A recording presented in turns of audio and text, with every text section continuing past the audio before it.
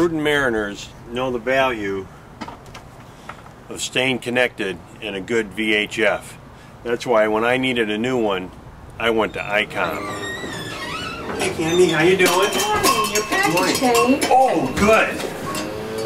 What did we get? I'm not sure. Got a scissors I can borrow? Oh. Come on guys, let's see what we got. I think I know. Yeah, it is. Look at that, my new iCom radio is here. The new iCom M424 is fully loaded.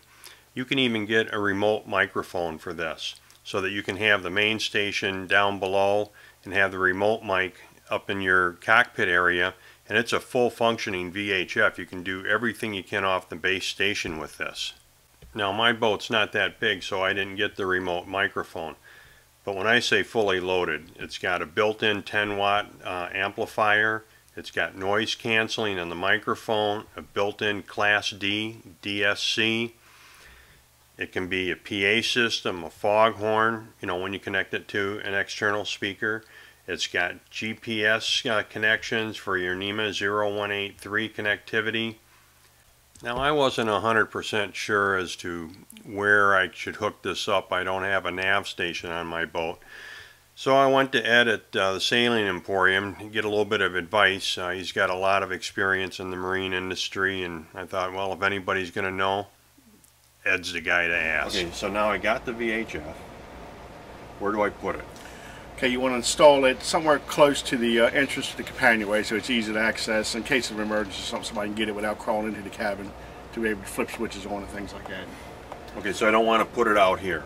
No, you could put a remote mic out here, but you don't want to put the VHF itself out in the cockpit. All right? All right. Ed, thanks very much. No, appreciate it. Thank you. Okay.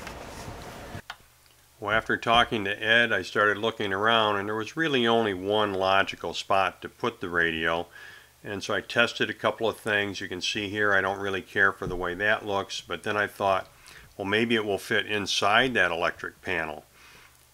I got the template out of the book, cut that out, set it on the panel, on the woodwork there. I could see it was going to fit.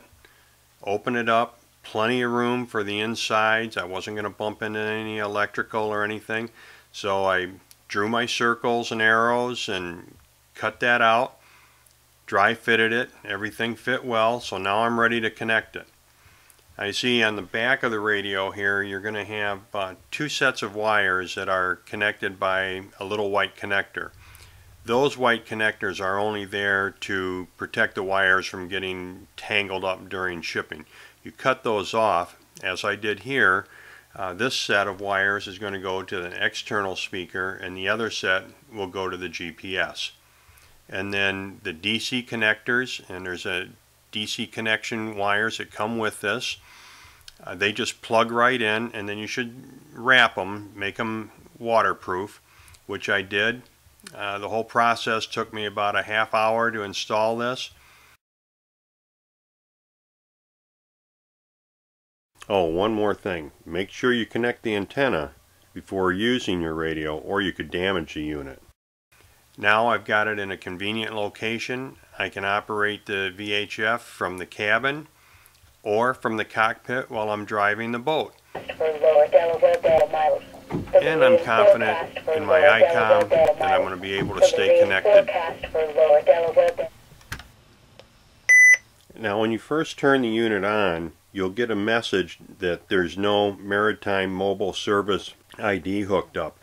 Now until you get that set up, you can still use the radio. Just hit the clear button twice and you should be all set. And we'll cover how to set up the MMSI in another video.